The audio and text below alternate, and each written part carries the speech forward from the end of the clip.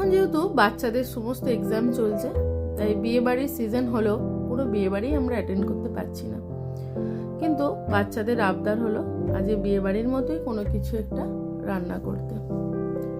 বিয়ে বাড়ি গেলেও যে আমরা খেতে পাই সেটা কিন্তু নয়, ম্যাক্সিমাম বিয়ে বাড়িতেই অল্প কিছু খেয়ে চলে আসতে হয়, একটু মিষ্টি একটু অল্প স্ন্যাক্স খেয়ে চলে আসতে হয়, কারণ বিয়ে বাড়িতে নিরামিষের জন্য বিশেষ কিছু রান্না করা হয় না। সয়াবিন আলুর তরকারি করব বলে সয়াবিনটা সেদ্ধ করেছিলাম আর আলুও সেদ্ধ করেছিলাম, সেটাই ভালো করে মিক্সিতে বেটে নিলাম সয়াবিনটা, আর তার মধ্যে দিয়ে দিলাম ধনে গুঁড়ো, জিরে গুঁড়ো, লঙ্কার গুঁড়ো, আর দিয়ে দিলাম আদা আর কাঁচা লঙ্কার পেস্ট, কিছুটা গোলমরিচ আর জায়ফল একটু ক্রাস্ট করে নিলাম। জায়ফলটা গোটাটা দিলাম না, হাফ জায়ফল খুব ভালো করে ক্রাস্ট করে নিলাম। এতে মিহি পাউডারের মতো করে নিলে খুব একটা ভালো লাগবে না, তাই ক্রাস্ট করাটাই বেশ সুন্দর লাগবে। অল্প একটু চিনি আর পরিমাণ মতো নুন দিয়ে আর 1 চামচ আমি ঘি দিয়েছিলাম, সেটা দিয়ে খুব ভালো করে মেখে নিলাম।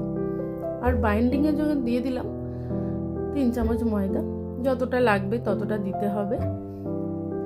এবার হাতটায় ভালো করে ঘি কোট করে বলের আকারে সব বানিয়ে নেব কোপ্তাগুলি। একটু ছোট ছোট করেই বানিয়েছিলাম। এবার গরম তেলের মধ্যে একটা কোপ্তা দিয়ে আগে দেখবো যে ওটা ফেটে যাচ্ছে কিনা। আমার ফাটেনি, ফেটে গেলে ওগুলো আবার কোট করে দিলে সুন্দরভাবে তৈরি হয়ে যেত।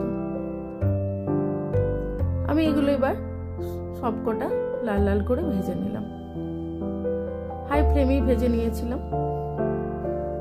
এবার অতটা তেল কিন্তু আর লাগলো না, কিছুটা তেল কমিয়ে রেখে তার মধ্যে 1 চামচ ঘি দিয়ে দিয়েছিলাম। দিয়ে দিলাম গোটা গরম মশলা ফোড়ন আর একটা জয়িত্রীর ফুল আর অল্প একটু গোটা জিরে, এই হাফ চামচ মতো। খুব ভালো করে ফোড়নটা দিয়ে বেশ একটা সুন্দর গন্ধ বেরোলে তার মধ্যে আদা আর কাঁচা লঙ্কার পেস্টটা এর মধ্যে দিয়ে দিলাম,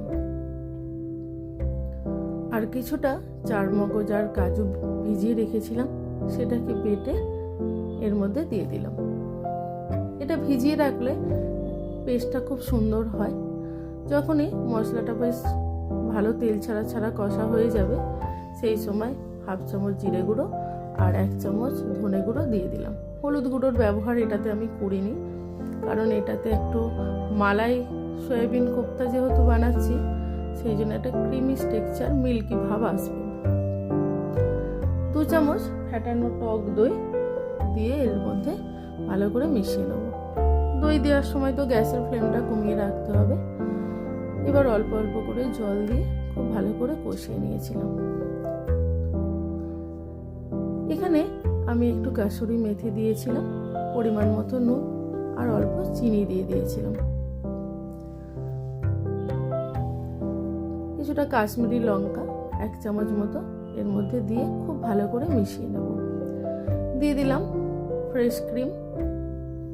ফ্রেশ ক্রিম দিলে একটু বিয়ে বাড়ি খেতেও হয়, আর যে কোনো মালাইয়ের কোনো আইটেমে ফ্রেশ ক্রিমটা বেশ ভালো লাগে।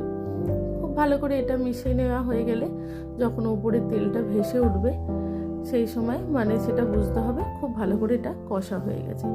কয়েকটা চেরা কাঁচা লঙ্কা এর মধ্যে দিয়ে দিলাম। চেরা কাঁচা লঙ্কার গন্ধটা এই সময় কিন্তু বেশ ভালো লাগে। এইখানে যে জলটা এবার ব্যবহার করব, সেই জলটা কিন্তু ফুটিয়ে ব্যবহার করব, ঠান্ডা জল কিন্তু কোনো মতেই দেব না।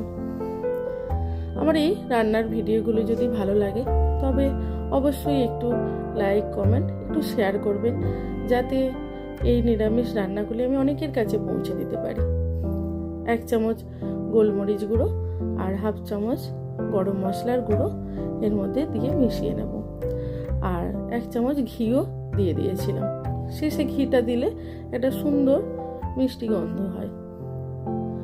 এরপর যখন এর ঝোলটা ফুটবে তখন এর মধ্যে যে ভেজে রাখা কোপ্তাগুলো সব দিয়ে দেব। এবার কিছুক্ষণ গ্যাস অফ করে ঢাকা দিয়ে রেখে দেব, তাহলেই রেডি কোপ্তা, সয়াবিনের মালাই কোপ্তা।